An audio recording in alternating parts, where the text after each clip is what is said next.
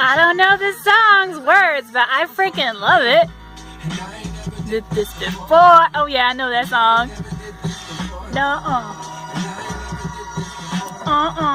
So today is basically day one of my 2 shakes and salad or chicken and veggies for dinner. I did decide to change it up a little bit. I went to Myers this morning and I had forgotten I watched Modern Day Lost, and he had mentioned that Vega 1 had some protein bars, and I knew they had the vegan pea protein because I had planned on actually buying that when I run out of Shakeology, because it's pretty close to Shakeology, just not quite. Price tag is better. Hubby's not willing to pay the coach fee of $99 anymore, especially if we get the house we're trying to get right now. It really will be hard. So I decided to try this one. It is chocolate peanut butter, and then I'm going to have that for breakfast today, and then I also have, I'm going to try this one out. And I got both these at Myers. I can't remember if I told you guys that, but Myers has some pretty good stuff. Okay, so this one has 270 calories, 130 from fat. Sugars are 19 grams. That's kind of high. Vega 1. It has 270 calories, 100 from fat.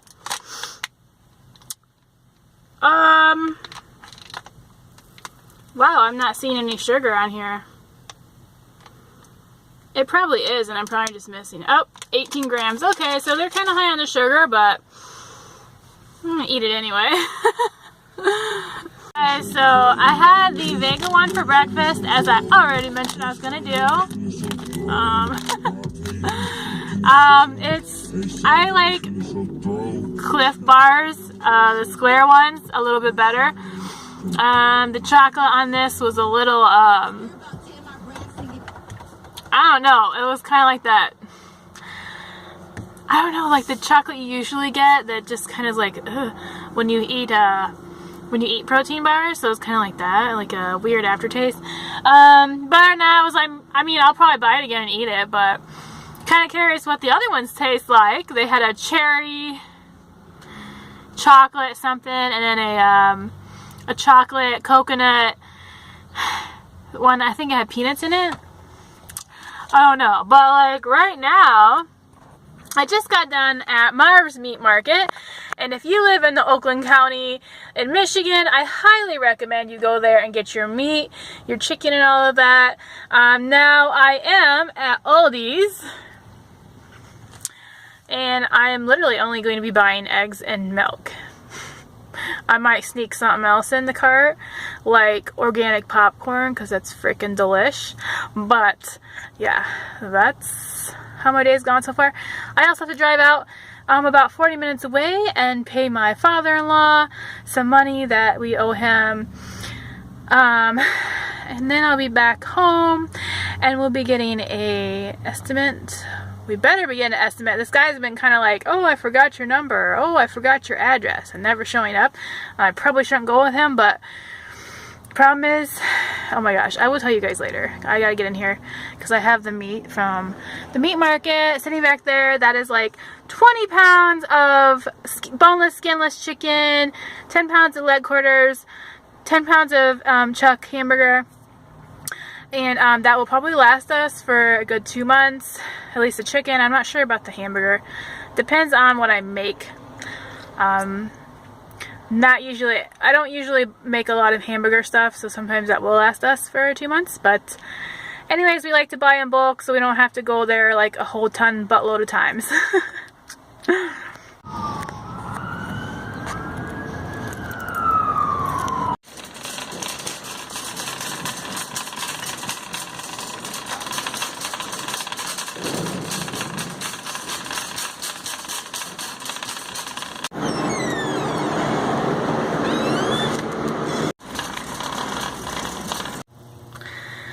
So I'm really, I'm not struggling with eating vegan per se.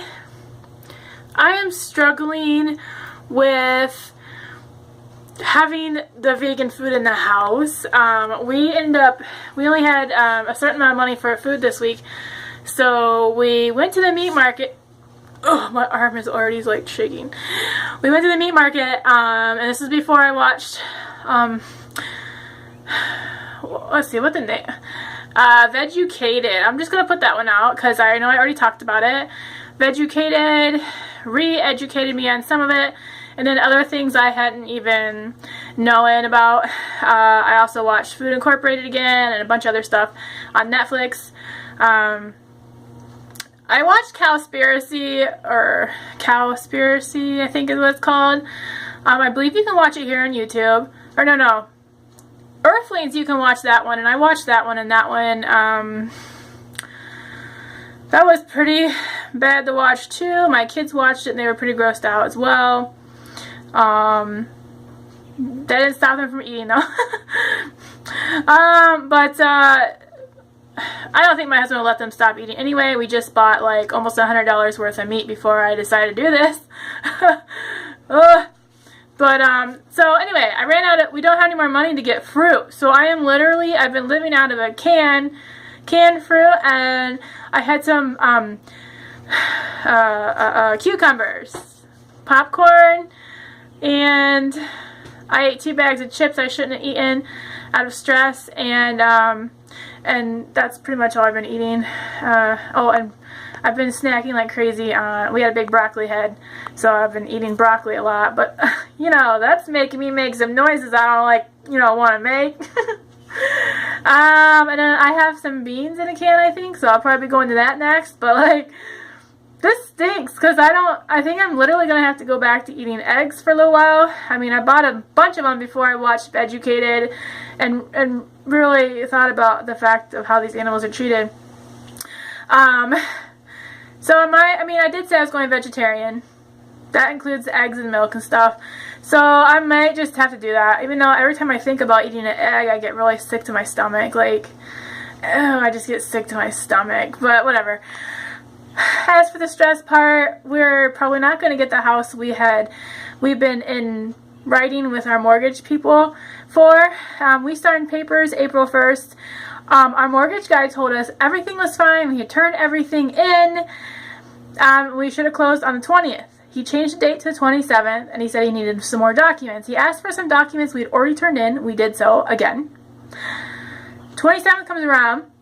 He doesn't tell the seller or our realtor that we're still closing. He didn't verify it.